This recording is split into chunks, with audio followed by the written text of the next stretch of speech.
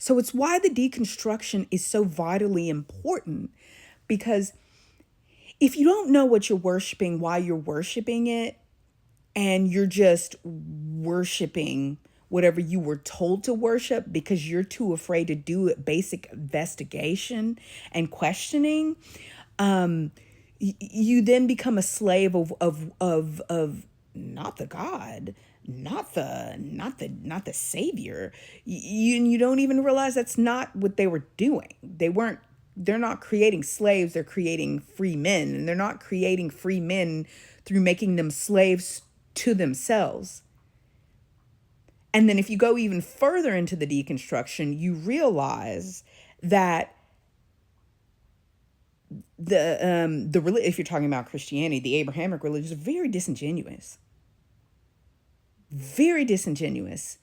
because they teach you how to be evil and then how to forgive yourself. It's at the very core of that. Now, if you deconstructed out of that and you were following forms of the Abrahamic religions that don't involve that kind of nonsense, the patriarchy, the misogyny, the lies, the greed, the enslavement of and manipulation of other human beings, then great.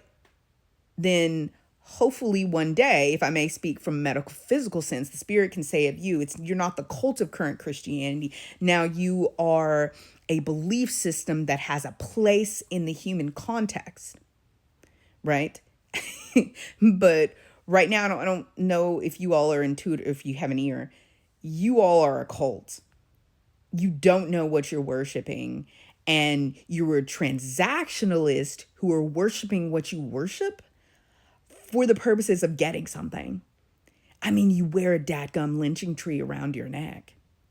I'm going to get off that piece. I'll go back to the manifestation, but you're wearing a lynching tree. It says the adoption of the lynching tree, the cross, that's a, who in the world wears a rope around their neck? Like who in the world, who in the world celebrates the thing that they're getting through the death of the thought leader that they have decided to worship and believe in?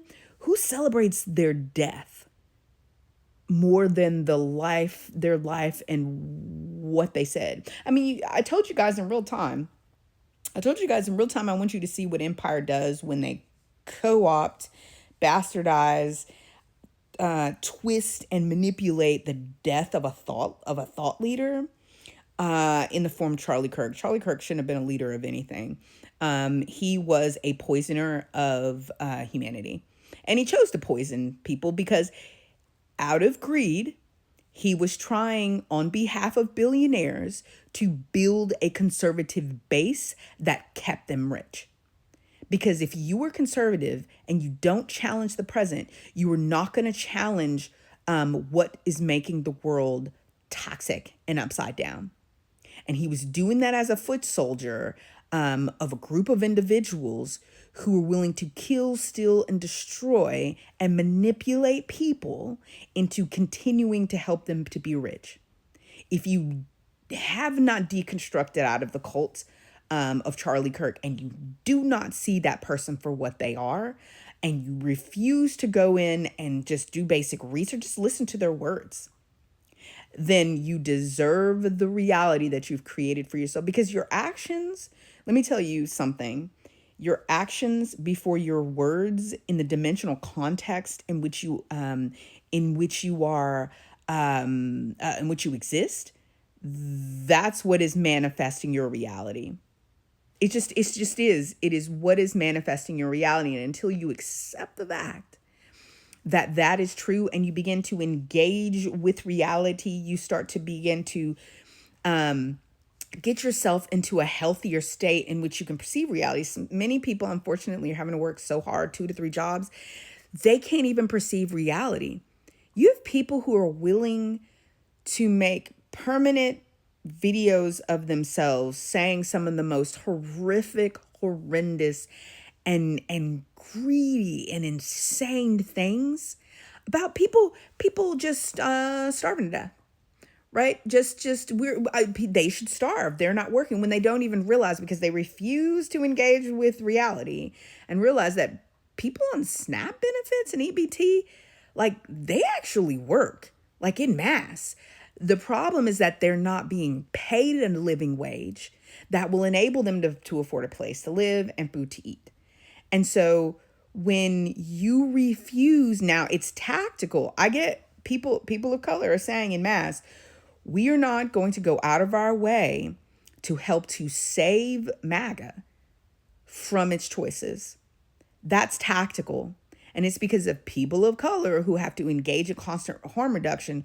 We know that if we help you get onto your feet, it's like the indigenous people, indigenous to the Americans, Native Americans had to learn. You help these people because p- people who have lived, people have lived long enough, generationally, like generationally know. They generationally know that if you help each other, helping each other helps to bring continuity to everyone, and you as a group create community and live in service of each other, like being a servant leader. That is what helps to create a healthy society. So it's not that people of melanin, like the people who were indigenous to the areas around the world that were colonized, it's not that they were weak people. It's that they were smart enough. They were smart enough to realize that if you create community, you trade, you live in peace with each other, everybody gets to eat, everybody works, everybody gets to eat, you get to have the free space to form your reality and your future. They know that that's a good thing. And so when they help somebody, when they see somebody in need and they help them, it's not a weakness. But what we have to learn as people of color is that there are certain groups of individuals who have created a lifestyle based on feeding off of you. And so they oppress you, they enslave you, they then they will, if they cannot do those things, they will imprison you. They will do all those things in order to manifest a better present for themselves. And so people of color, if you were, because that's a video that I'm going to make, if you're saying I'm not going to help MAGA,